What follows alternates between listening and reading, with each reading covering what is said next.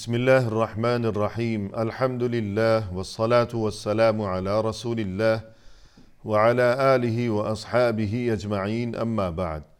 ناظرین کرام، السلام علیکم ورحمۃ اللہ وبرکاتہ۔ تفہیم دین کی اس بزم کے ہمراہ ہم آپ کی خدمت میں حاضر ہیں۔ آج کی اس ملاقات میں ہمارے ساتھ تشریف فرما ہے محترم مہمان جناب شیخ ارشد بشیر مدنی صاحب، جو کہ معروف علمی شخصیت ہیں۔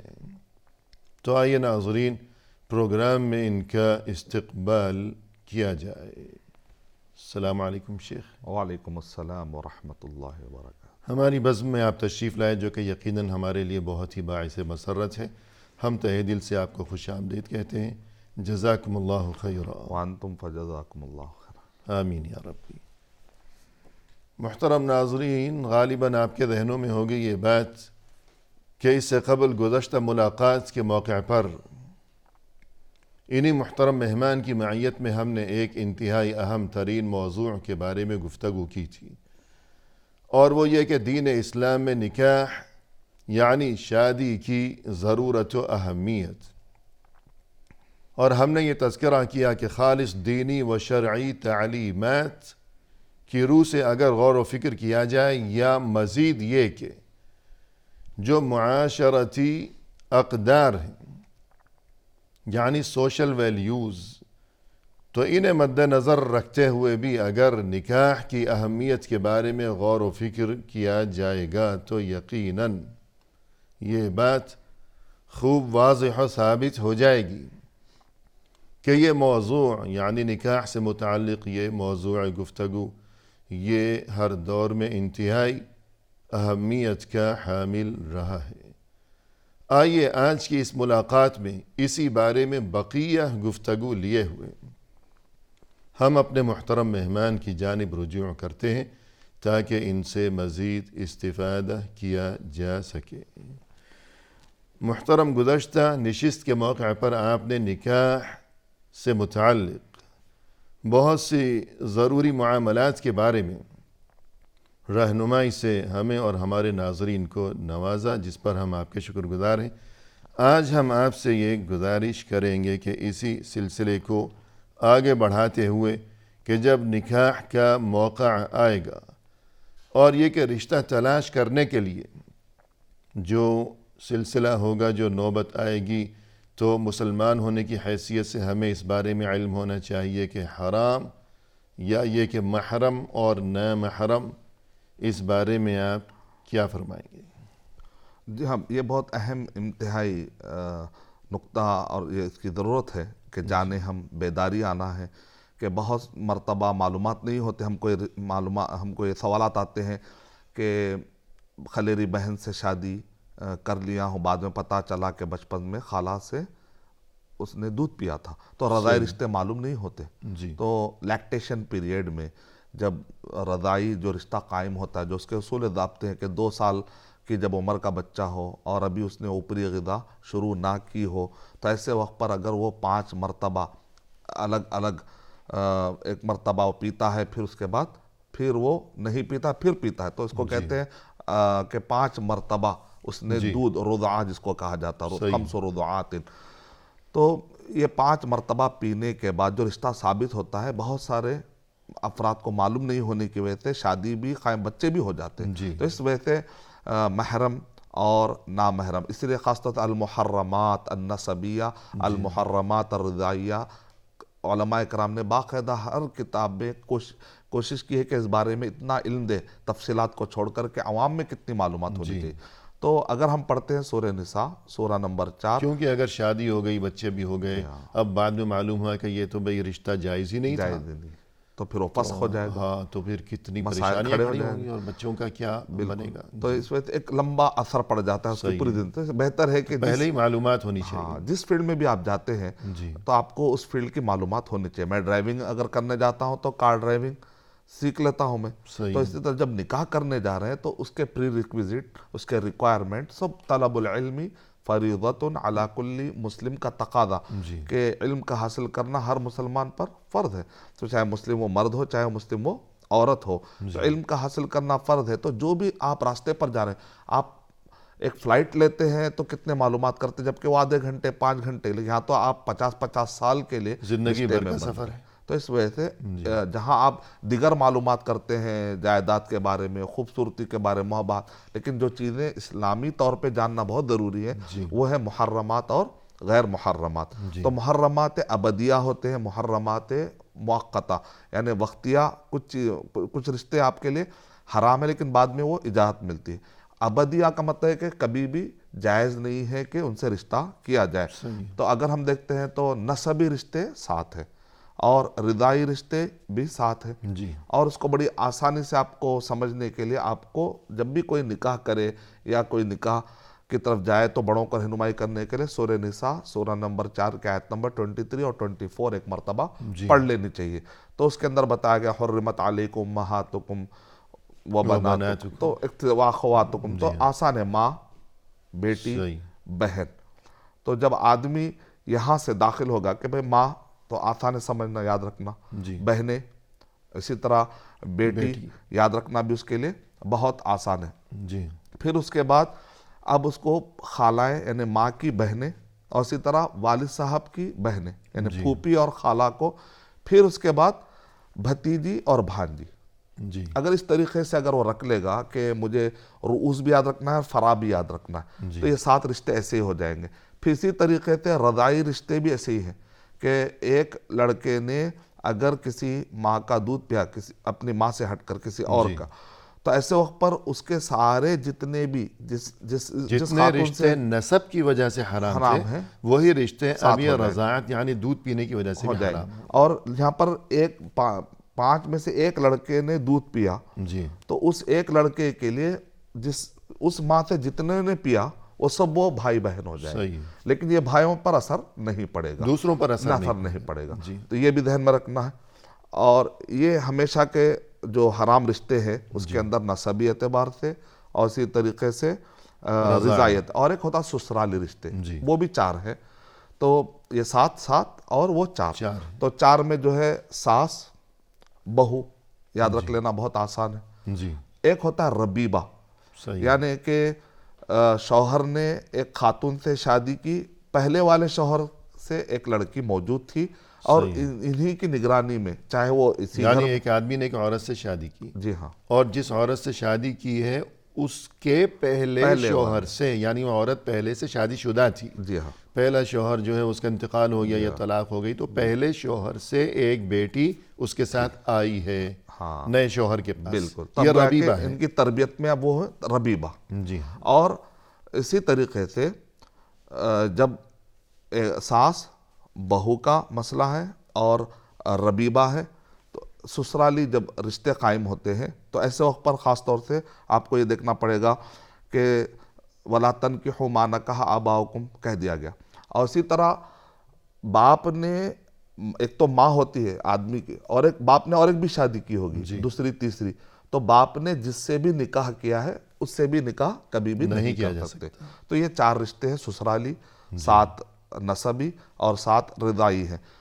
وقتیہ طور پہ محرم کا مطلب یہ ہوتا ہے کہ احرام کی حالت میں ہے تو نکاح نہیں کر سکتے، یا کسی اور کی منکوحہ ہے تو ظاہر بات ہے جب تک کہ وہ طلاق نہ ہو یا پھر شوہر کی وفات نہ ہو جائے اس عورت سے نکاح والمحصنات کہتے ہیں، یعنی شادی شدہ عورت سے شادی نہیں کی جا سکتی، نہیں، منکوحہ جس کو کہتے ہیں، شادی شدہ۔ اور اسی طریقے سے 2 بہنیں ہیں، صحیح، تو ایک وقت پر 2 بہنوں سے شادی بھی نہیں ہو سکتی، ایک مرد سے نہیں ہو سکتی، یعنی انسان اپنی سالی سے شادی نہیں کر سکتا جب تک یہ بیوی اس کے نکاح میں، جب تک وہ اس کی سالی ہے۔ بالکل بالکل۔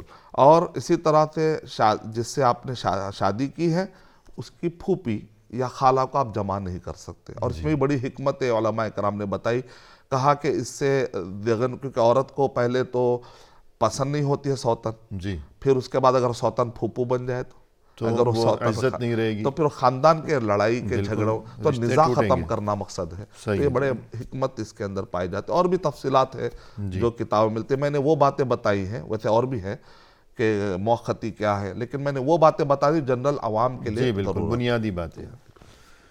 تو یہ گفتگو ہو گئی کہ رشتہ تلاش کرتے وقت انسان کو یہ بات معلوم ہونی چاہیے کہ میرے لیے کہاں رشتہ حلال ہے، کہاں رشتہ حرام ہے۔ بالکل جانا کس کے ساتھ شادی جائز ہے شرعاً اور کس کے ساتھ شادی جائز نہیں ہے شرعاً۔ تو اس کے بعد یہ کہ اب رشتہ طے پا گیا، اب شادی سے پہلے جو یہ مرحلہ ہے، جو وقت ہے، تو بہت سی منکرات، بہت سی برائیاں ایسی ہوا کرتی ہیں کہ جو اس مرحلے میں کہ رشتہ طے پا گیا ہے لیکن ابھی شادی ہوئی نہیں ہے، تو اس دوران بھی کچھ خرابیاں ہوا کرتی ہیں۔ اس بارے میں کچھ فرمائیے۔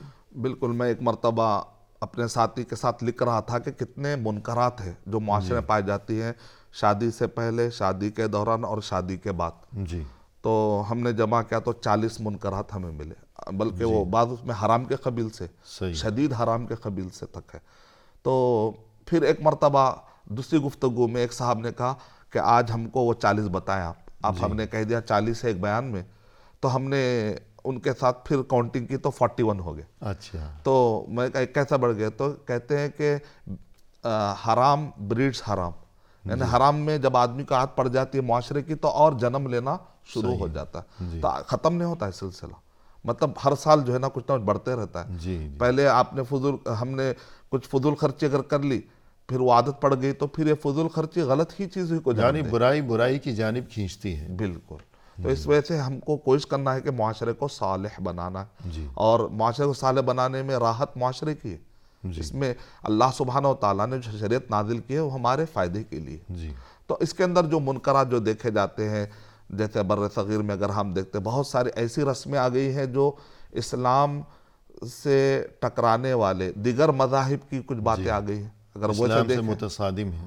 بہت ساری چیزیں ایسی ہوتی ہیں، اور اس کے اندر کچھ نام لیا سکتے ہیں، جیسے مہندی کی ایک جائز رسم ہے کہ مہندی لگانا، لیکن جب اس کو رسم بنا دیا جائے، جی اس کے اندر اور اس کے لوازمات، پھر لوازمات اور اس کو بوجھل بنا دیا جائے، تو جتنا عدم النکاح برکتن ایسرہن مؤنتن مستدرک الحاکم اور سیل جامع صغیر میں کہ اللہ کے نبی صلی اللہ علیہ وسلم نے ارشاد فرمایا کہ سب سے برکت والا نکاح وہ ہے جس کے اندر خرچہ کم ہو۔ جی تو یہاں تک کہ اللہ کے نبی صلی اللہ علیہ وسلم نے مہر بھی اگر ایک صحابی دے نہیں پا رہے تو کہہ رہے ہیں کہ جاؤ میں نے تمہارا نکاح کروا دیا، قرآن بعد میں پڑھوا دینا، یعنی مہر کو تک رکاوٹ نہیں بنا رہے تو پھر رسم و رواج کیسے رکاوٹ بن جائیں گے؟ تو یہاں تقریب نکاح سے پہلے ہی ایک جو ہے مہندی کی رسم ایک بڑھ گئی، اضافہ کر لیا گیا، سانچک بڑھ گیا، اخراجات بڑھ گئے۔ پھر ساؤتھ انڈیا میں اگر ہم دیکھتے ہیں تو آسمان گیری پھر ایک رسم ہوتی ہے کہ ان سب کے پیچھے اصل میں کچھ واقعات بھی ہیں، خرافات بھی، اگر یہ نہ کریں تو رشتہ نہیں بنے گا۔ اور پھر شادی کے معاملے میں ایک بنیادی بات یہ ذہن نشین رکھنی چاہیے کہ جانے یا انجانے میں، اور یہ کہ بہت سے حاسدین اور بدخواہ اور دشمن بھی ہوا کرتے ہیں، اور اگر کوئی بدخواہ اور دشمن نہیں بھی ہے، خیر خواہ ہے، تب بھی اس موقع پر جس قدر زیادہ تقریبات اور جس قدر زیادہ پیچیدگیاں بنائی جاتی ہیں، اسی قدر کسی نہ کسی مرحلے پر، کسی نہ کسی قدم پر، کیونکہ سبھی کے مزاج ایک جیسے تو نہیں ہیں، کوئی نہ کوئی ایسی بات ہو جاتی ہے جس کی وجہ سے کسی کے دل میں گویا کہ ایک طرح سے بددلی اور رنجش پیدا ہو جاتی ہے۔ تو تقریبات کم سے کم ہونی چاہیے، کم سے کم، بہت بڑی بہت اور جلد از جلد اس معاملے کو اختتام تک پہنچا دیا جائے کہ اللہ جانے کہ نہ جانے کس قدم پر، کس موڑ پر کیا مصیبت جو ہے وہ گھات لگائے بیٹھی ہو۔ صحیح بات، بہت اچھا۔ جی ہاں، سانچک، مہندی، منجے، اب جتنی تقریبات زیادہ ہوگی اب وہ ناراض ہو گیا، خاص طور پہ خواتین میں تو یہ بات اور بھی زیادہ ہوتی ہے، مجھے بعد میں بلایا، اس کو جلدی بلایا، مجھے وہاں بٹھایا، اس کو وہاں بٹھایا، بالکل اس کو شربت پلایا اور مجھے جو ہے وہ بس خالی چائے پلائی۔ تو اس قسم کی باتیں جو ہیں، تو جتنی زیادہ خود ساختہ تقریبات ہوں گی، پیچیدگیاں ہوں گی، تو رشتے میں اتنی ہی دراڑیں پیدا ہوتی چلی جائیں پیدا ہوں گے، شادی سے پہلے ہی۔ اور پھر بہت زیادہ مطالبہ کرنا کہ ہمارے پاس سے اتنے افراد آئیں گے۔ اللہ کے نبی صلی اللہ علیہ وسلم کے زمانے میں عبد الرحمن بن عوف رضی اللہ تعالیٰ عنہ کا نکاح ہوا۔ وقفے کے بعد محترم ناظرین فی الحال لیتے ہیں مختصر سا وقفہ، ہمارے ساتھ ہی رہیے گا۔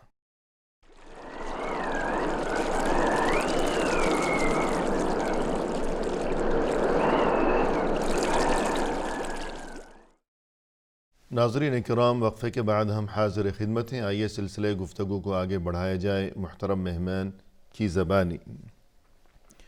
شیخ، وقفے سے قبل گفتگو یہ چل رہی تھی کہ شادی سے پہلے کی برائیاں اور منکرات، تو بہت سی ایسی رسومات ایجاد کر لی گئی ہیں کہ جو غیر شرعی بھی ہیں اور جن کے در حقیقت نقصانات زیادہ ہیں، فائدہ کچھ بھی نہیں ہے۔ تو اس بارے میں گفتگو کو آگے بڑھائیے گا۔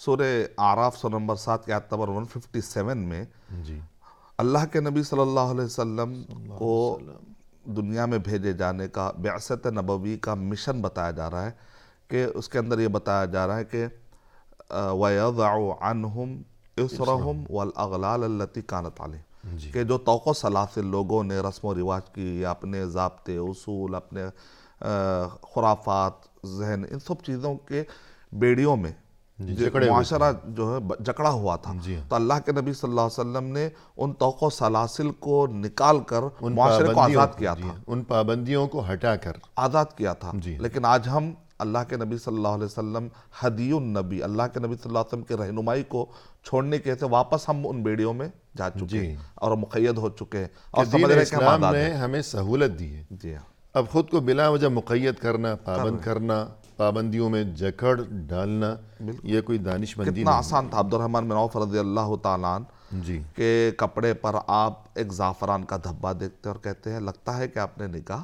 کر لیا۔ یعنی رسول اللہ صلی اللہ علیہ وسلم نے ایک بار مسجد میں عبد الرحمن ابن عوف رضی اللہ عنہ کے لباس پر زعفران کا کوئی ہلکا سا نشان دیکھا آپ نے، تب یہ بات دریافت فرمائی کہ اللہ کے نبی صلی اللہ علیہ وسلم ارشاد فرما رہے ہیں کہ نکاح کیا ہے آپ نے، جی شادی کر لی ہے، شادی کر لی ہے، آپ لگتا ہے کہ شادی کر لی ہے۔ جی تو اس میں نقطہ ہی علماء کرام نے بتایا کہ اللہ کے نبی صلی اللہ علیہ وسلم کو تک پتہ نہیں ہے، لیکن آج ہمارے معاشرے میں کہ رخان نہیں آیا۔ حالانکہ اس معاشرے میں، شہر مدینہ میں رسول اللہ صلی اللہ علیہ وسلم کی جو حیثیت تھی بہت بڑی ہے، اور ان صحابہ کرام کے دلوں میں آپ صلی اللہ علیہ وسلم کے لیے جو محبت و عقیدت، جو عزت و احترام کے معاملات تھے، بالکل، مگر اس کے باوجود نہ تو عبد الرحمن نے یہ بات سوچی کہ رسول صلی اللہ علیہ وسلم اگر تشریف نہیں لائے، اگر میں نے انہیں اپنی شادی میں دعوت نامہ نہیں بھیجا،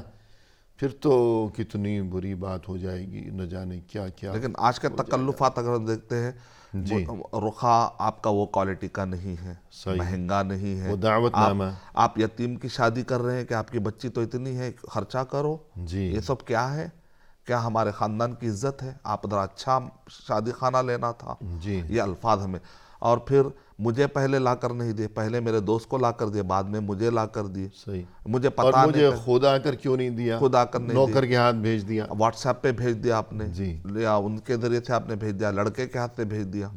تو یہ بہت سارے ایسے چیزیں ہیں کہ ہم نے نکاح کو عجیب پروجیکٹ بنا دیا، یعنی ناپسندیدہ ترین معاملات ہیں۔ اللہ کو کتنا، اللہ تعالیٰ کتنا ناراض ہوتے ہوں گے، اور پھر معاشرے میں اگر یہ حالات ہو، پھر ہم پر مصیبتیں اگر آتی ہیں، ہم کہتے ہیں کہ اللہ ہم نہیں بدلیں گے، ہمارے حالات بدل دو، ایسے کیسے ہوگا؟ ان اللہ لا یغیر ما بقوم حتی یغیروا ما بانفسہم، اور اللہ تعالیٰ قرآن مجید میں ارشاد فرما رہے سورہ مجادلہ کے اندر، ان الذین یحادون اللہ ورسولہ اولئک فی الاذلین، وہ لوگ جو اللہ اور اس کے رسول صلی اللہ علیہ وسلم کے مقابلے میں ایک نیا پیرالل سسٹم بنائیں گے تو وہ ذلیل ہو جائیں گے۔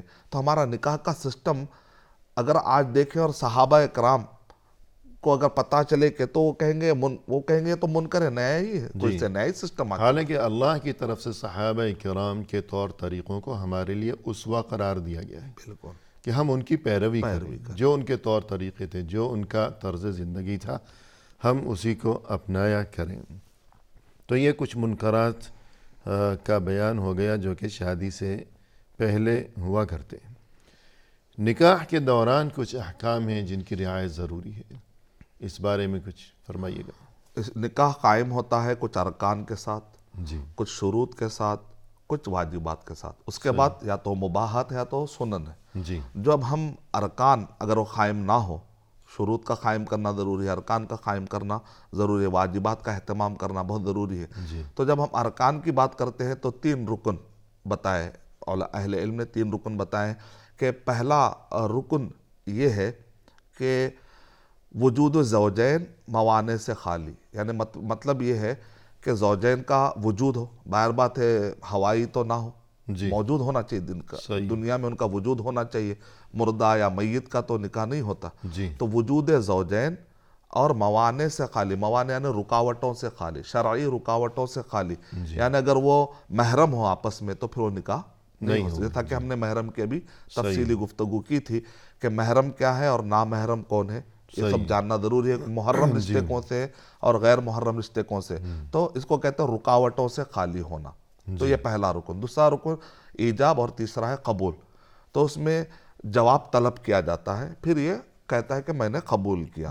تو ان سے پوچھا جاتا ہے کہ کیا آپ نے قبول کیا، تو اس کے جواب میں آتا ہے کہ ہاں میں نے قبول کیا. تو یہ جو تفصیلات ہوتے ہیں ان چیزوں کو جاننے کا نام کیا ہے، ارکان کا قائم کرنا. صحیح. پھر اس کے بعد ہے شروط کا قائم کرنا. یہاں پر بھی اہل علم نے ہمیں 3 باتیں بتائی ہیں: تعیین، رضامندی، ولی. تو تعیین ہوتی ہے کہ کس کا ہو رہا ہے، اس کا وصف، نام، ولدیت، کس کے بیٹے ہیں اور کہاں رہتے ہیں. اس سے پتہ چل جاتا ہے کہ یہی لڑکا ہے. بعد میں چل کر میں نے بھائی سمجھا تھا، میں نے فلاں نام کی لڑکی سمجھا تھا، میں نے سمجھا تھا بڑی بہن. تو تعیین ہو جاتی ہے کہ فلاں کی دختر ثانی. تو اس طریقے سے رخ نامے جب بنائے جاتے ہیں اس کے اندر یہ سب تفصیلات موجود ہوتی ہیں. گھر کا اسی لیے پتہ ہوتا نکاح خان جو ہے وہ بوقت نکاح نام لیتا ہے باقاعدہ. نام لیتا ہے. حالانکہ دلہا اس کے سامنے بیٹھا ہوا ہے، جی ہاں. لیکن وہ یوں نہیں کہتا کہ اے فلان میں نے آپ کا نکاح جو ہے وہ فلاں سے کیا، آپ کو قبول ہے یا نہیں. نہیں ایسا نہیں. وہ یوں نہیں کہتا. تعیین ہوتی ہے پوری. وہ کہتا ہے کہ آپ یعنی فلان ابن فلان، پورا تعارف، پورا نام لیتا ہے ولدیت سمیت. بالکل بالکل صحیح ہے. اس کو کہتے ہیں تعیین نا. تو تعیین میں بڑا فائدے ہیں. آج کل بہت سارے قصے جو آتے ہیں تو شوہر نکل کے بھاگنا چاہتا ہے، لڑکی نکل کے بھاگنا چاہتی ہے اپنے ذمہ دار.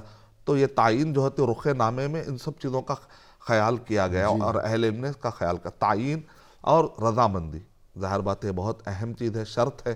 کہ رضامندی پہلے نکاح کے ہونے سے پہلے بھی ہو، نکاح کے دوران بھی ہو، یہاں تک کہ سائن ماردی نہ جائے. جب وہ سائن ماردی ہے، کر دی، سائن اس نے کر لی ہے، دستخط کر دیا، دستخط اگر اس نے کر لی ہے، پھر اس کا وہ دعویٰ نہیں کر سکتی کہ مجھے زبردستی کر کے کروایا گیا. پھر آپ نے دستخط کیوں کیا؟ تو اس کا مطلب رضامندی کی ایک شکل ہمیں حاصل ہو گئی. ایسا ہے کہ اب زبردستی کر کے کسی نے دستخط کرے تو وہ تو خیر کورٹ کچہری والا معاملہ ہے.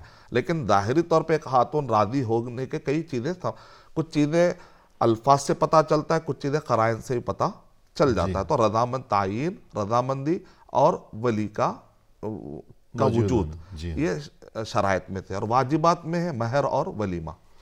ولی کا موجود ہونا، اس میں بھی آپ ذرا وضاحت کر دیجئے. یعنی ولی کون ہے؟ ولی جیسے اس کا والد. ولی یعنی سرپرست. سرپرست، لڑکی کا سرپرست وہاں موجود ہو. لڑکی خود ہی اٹھ کر نہ گئی، نہ جائے. سرپرست کی موجودگی اور اس کی رضامندی. اگر والد کا انتقال اگر ہے تو پھر بھائی ہے موجود.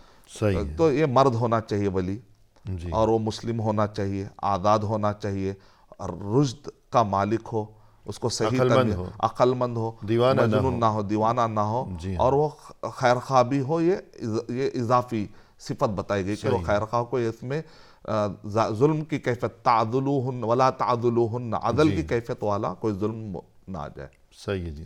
یعنی لڑکی کو نقصان پہنچانے والا کوئی نہ ہو. تو یہ کچھ گفتگو ہو گئی ارکان، شرائط اور واجبات کے بارے میں. تو اس کے علاوہ دوران نکاح کچھ آداب و تعلیمات بھی ہیں، ان کا علم اور پھر ان کی رعایت بھی ہونی چاہیے. بالکل. تو اب جیسے ہی جو ہے، جیسے واجبات کا سلسلہ ہوتا، مہر ہے، ولیمہ ہے، یہ سب اس کے واجبات نکاح شمار کیے گئے.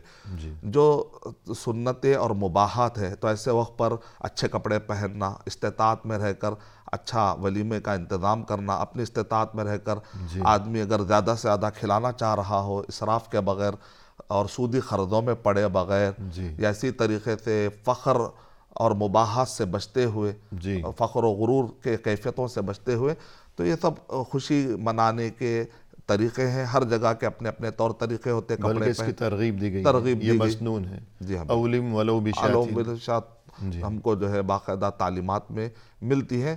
اور بعض علماء کرام کے پاس یہ سنت موقدہ ہے ولیمہ، بعض کے پاس یہ واجبات ہے، پھر وہ ایک الگ مسائل میں. اور یہاں پر اعلان نکاح بڑا اہم ہوتا ہے تاکہ صفح اور نکاح میں فرق ہو جائے، تاکہ اور یہاں یہ تذکرہ بھی ہو جائے کہ نکاح کے موقع پر جو دعوت ولیمہ کی جاتی ہے جو کہ سنت ہے، تو اسراف اور فضول خرچی سے بچتے ہوئے اگر انسان یہ کام کرتا ہے تو اسے اس دعوت کے موقع پر جو بھی خرچہ ہو رہا ہے تو تنگ دل نہیں ہونا چاہیے، بالکل، کیونکہ اس واقعہ کو، اس پس منظر کو ذہن نشین رکھنا چاہیے کہ جس کا تذکرہ آپ نے فرمایا تھا کہ عبد الرحمن ابن عوف رضی اللہ عنہ کو جب رسول اللہ صلی اللہ علیہ وسلم نے مسجد میں دیکھا کہ ان کے لباس پر کچھ نشان ہے، خوشبو کے اثرات ہیں، تو آپ صلی اللہ علیہ وسلم سمجھ گئے کہ انہوں نے شادی کر لی ہے، اور پوچھا کہ شادی کر لی ہے؟ تو عرض کیا کہ جی ہاں اے اللہ کے رسول، میں نے شادی کی ہے۔ تب یہ بات وہیں سے نکلی کہ اسی موقع پر جی، آپ صلی اللہ علیہ وسلم نے فرمایا کہ عبد الرحمن اولم ولو بشات، کہ ٹھیک ہے آپ نے شادی کر لی ہے، بڑی اچھی بات ہے، لیکن اب آپ ایک دعوت ولیمہ ضرور کر دیجئے، اگرچہ صرف ایک بکری ہی کیوں نہ ہو۔ ایک بکری، پھر اسی موقع پر آپ صلی اللہ علیہ وسلم نے سوچا کہ میں نے عبد الرحمن کو کہا ہے کہ دعوت ولیمہ ضرور کر دیجئے، تو ایسا نہ ہو کہ نہ جانے ان کے پاس وسائل اور گنجائش ہے یا نہیں ہے، کہیں یہ تنگ دلی محسوس نہ کریں۔ میری یہ بات سن کر کے اب تو دعوت ولیمہ کا حکم بھی دے دیا۔ اسی موقع پر آپ صلی اللہ علیہ وسلم نے عبد الرحمن کو برکت کی دعا دی، مال میں برکت، کہ تنگ دل نہ ہو جائیں کہیں عبد الرحمن کے دعوت ولیمہ کا حکم دے دیا۔ بالکل، تو رسول صلی اللہ علیہ وسلم نے اس موقع پر عبد الرحمن کو جو مال میں برکت کی دعا دی تھی، تو عبد الرحمن ابن عوف رضی اللہ عنہ دیکھتے ہی دیکھتے خوشحالی کا یہ عالم ہو گیا کہ کہا کرتے تھے کہ مجھے یوں لگتا ہے اگر میں ایک پتھر بھی اٹھاؤں گا تو اس کے نیچے جو مٹی ہے میرے لیے وہ سونا بن جائے گی۔ اتنے مالدار ہو گئے۔ تو انسان کو یوں سوچنا چاہیے کہ اس سنت پر اگر میں خوش دلی سے عمل کروں گا تو تنگ دلی کی بجائے نتیجہ یہ ہوگا کہ انشاءاللہ اللہ کی طرف سے میرے لیے بھی مال میں خیر و برکت اور خوشحالی و فراوانی کا انتظام کیا جائے گا۔ بہت نکاح جو ہے نصف دین کہا گیا، یہ برکت کا ذریعہ ہے۔ اِن یکونوا فقراء یغنیہم اللہ من فضلہ، سورہ نور میں، جی سورہ نور کی آیت نمبر 32 میں، جی کہ اللہ سبحانہ وتعالیٰ وعدہ کر رہے ہیں، تو ہم کو اس کو ایک برکت سمجھنا چاہیے، بوجھ نہیں سمجھنا۔ جی جی۔ تو یہ کچھ گفتگو ہو گئی ولیمہ سے متعلق۔ تو یہ جو آداب و تعلیمات ہیں دوران نکاح، تو ولیمے کے علاوہ اور بھی کچھ آپ بیان کرنا چاہیں گے؟ نکاح کے دوران بھی بہت سارے ایسے رسم ہو جاتے ہیں، گناہ ہو جاتے ہیں، منکرات ہو جاتے ہیں، ان سے بچنا چاہیے۔ کیوں؟ یہ شکر کا موقع ہے، صحیح، تو ہم نافرمانی کی شکل میں کیسے شکر ادا کریں گے؟ بالکل، اللہ نے ہم کو خوش کیا، جی، اور اس وقت پر سب خوش ہیں لیکن اللہ ناراض ہے، یہ کون سا نکاح ہوا؟ یہ تو بہت عجیب بات ہے۔ یہ تو بہت عجیب بات ہے۔ جس نے اس لڑکی کو بچپن سے پیدا ہونے سے لے کر یہاں تک اللہ تعالیٰ نے جو زندہ رکھا ہے، یہ اس کا فضل ہے کہ وہ خاتون زندہ ہے جس سے تم شادی کر رہے ہو۔ یعنی اللہ نے ہمیں خوشی دی ہے، تو اسی خوشی کے موقع پر ہم اسی کو ناراض کر دیں کہ جس کی طرف سے یہ خوشی ہمیں نصیب ہوئی۔ یہ کسی بھی طرح کے اخلاق نہیں، پھر ایک نئے سفر کا اگر آغاز ہی برائی سے اور اللہ کی ناراضگی سے ہوگا، تو اس میں کئی ایسے نافرمانی ہوتی کہ مرد نے جو ہے سونا پہن لیا۔ جی، تو آپ کی اجازت سے ایک وقفہ لیتے ہیں۔ محترم ناظرین، فی الحال لیتے ہیں مختصر سا وقفہ، ہمارے ساتھ ہی رہیے گا۔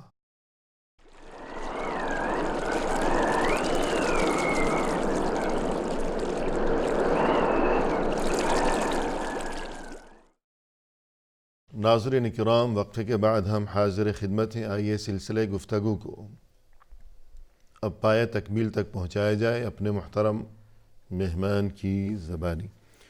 شیخ، وقفے سے قبل گفتگو چل رہی تھی کہ نکاح جو کہ اہم ترین فریضہ ہے اور مبارک ترین اور پاکیزہ ترین یہ رشتہ ہے، تو اس پاکیزہ ترین رشتے میں بندھتے وقت، منسلک ہوتے وقت کچھ ایسی تعلیمات ہیں جن کے بارے میں معرفت ضروری ہے۔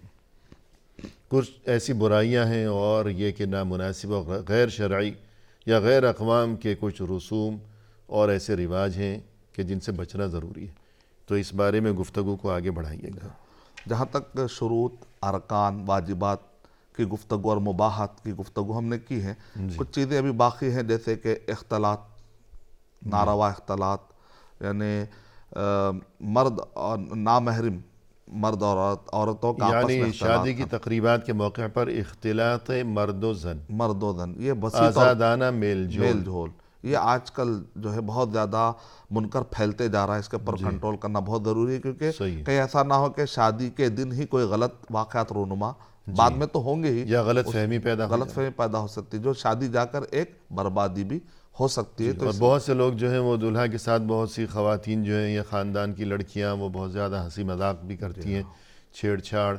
تو اگر اسی دن سے دلہن کے دل میں کوئی شک پیدا ہو گیا تو پھر آگے یہ سلسلہ کیسے چلے گا؟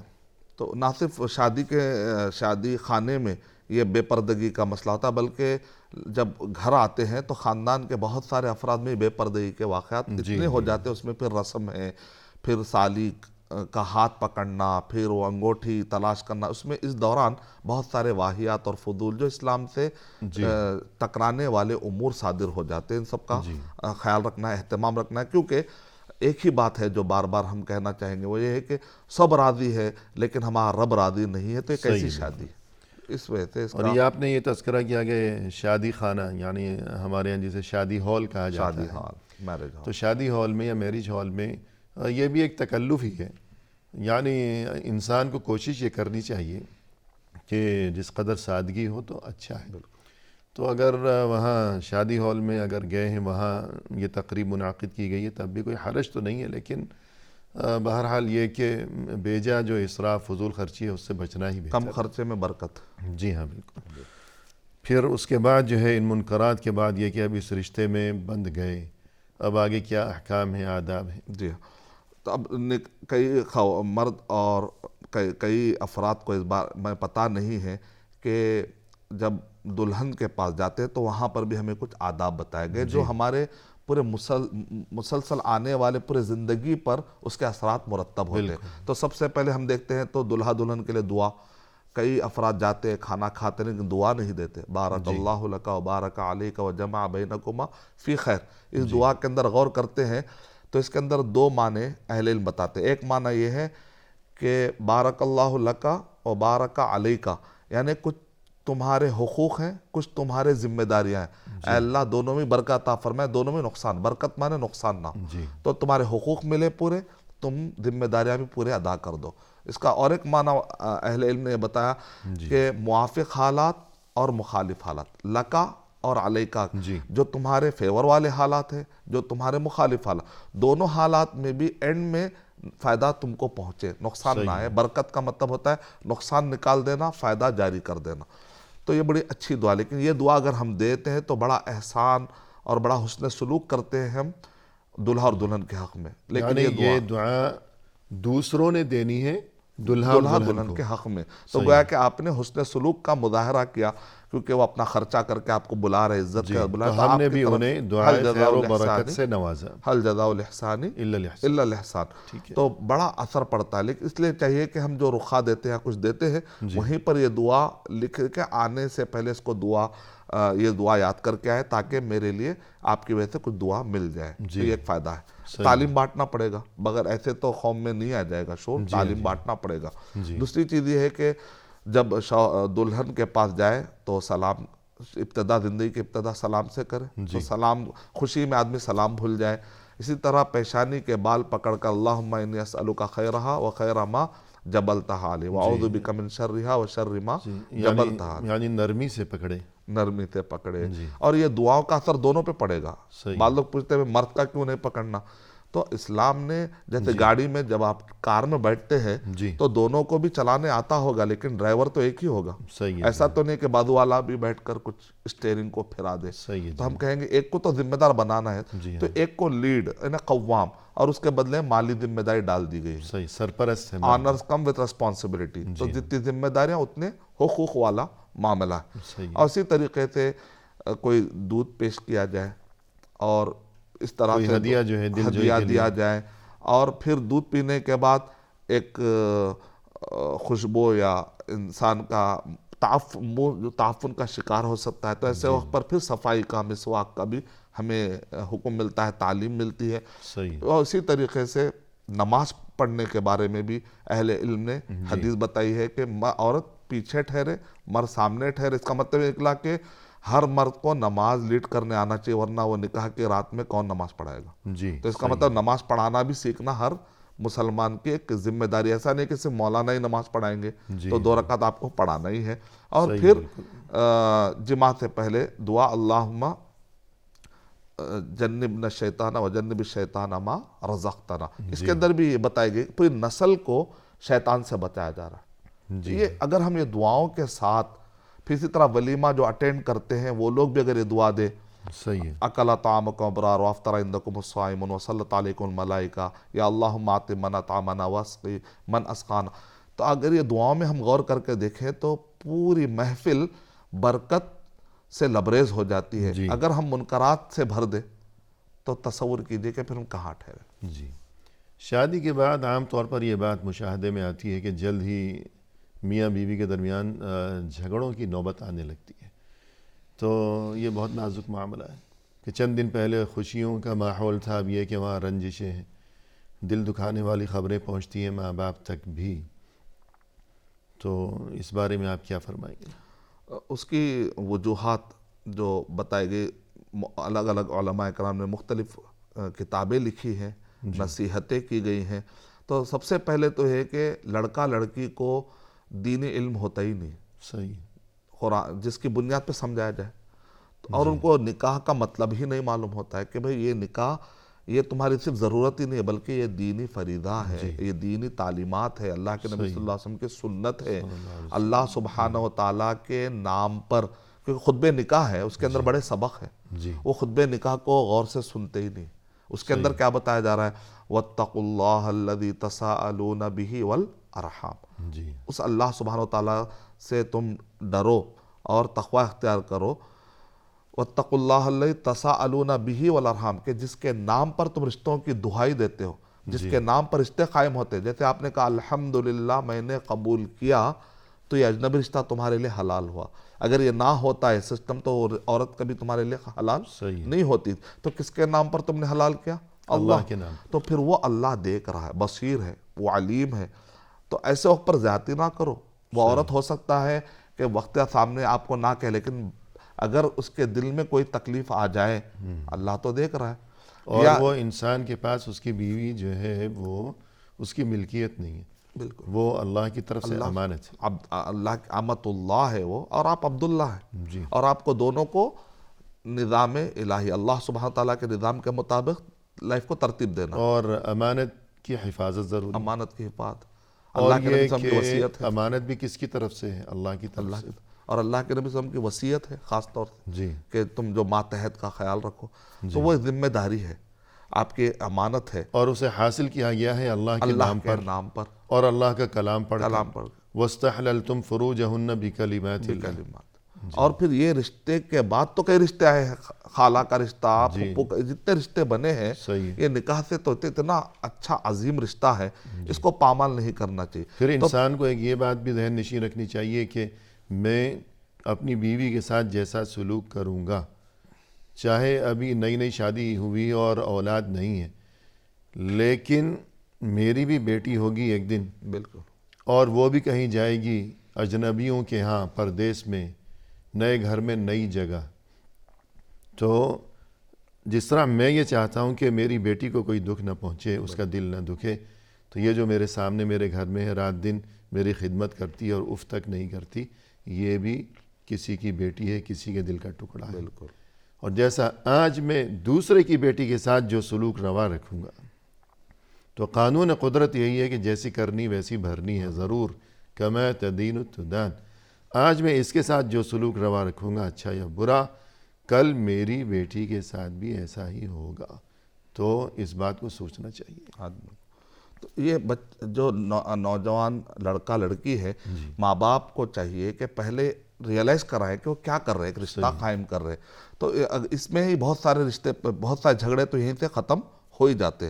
اس کے باوجود بھی اگر رشتے جھگڑے کچھ قائم ہوتے بھی ہیں، تو دونوں کو چاہیے کہ تحقیق کرے، ایک دوسرے سنے، ایک دوسرے کو ٹائم دے، غلط فہمیوں کو دور کرنے کے لیے صبر سے کام لے، تسامح نظر انداز کرنے کی کوشش کرے، جی چشم پوشی برتی چشم پوشی برتی جائے، اور اگر مسکرا کے بھی ختم کیا سکتے ہیں، اور ہر بات پر تنقید نہ کی جائے، نہ کی جائے، ہر بات میں وَإِذَا بَطَشْتُمْ جَبَّارِينَ والا معاملہ نہ ہو کہ اپنے اوپر تو سختی نہیں لیکن سامنے والے پہ بڑے سختی ہے، اصولوں میں نرمی، سمجھوتا، احترام، اسی طرح توحید، صلاۃ، آخرت اور مراقبہ شرعیہ، یہ بہت اہم ہوتا ہے کہ اللہ تعالیٰ مجھے دیکھ رہا ہے اور قیامت میں مجھے اس کا حساب دینا، فَمَن يَعْمَلْ مِثْقَالَ ذَرَّةٍ خَيْرًا يَرَهُ وَمَن يَعْمَلْ مِثْقَالَ ذَرَّةٍ شَرًّا يَرَهُ۔ اور اللہ کے نبی صلی اللہ علیہ وسلم کی وصیت کو میں ٹھکرا نہیں سکتا کہ میں خیرکم لأہلی، کہ سب سے بہتر وہ ہے جو اپنے بیوی کے ساتھ اچھا ہو،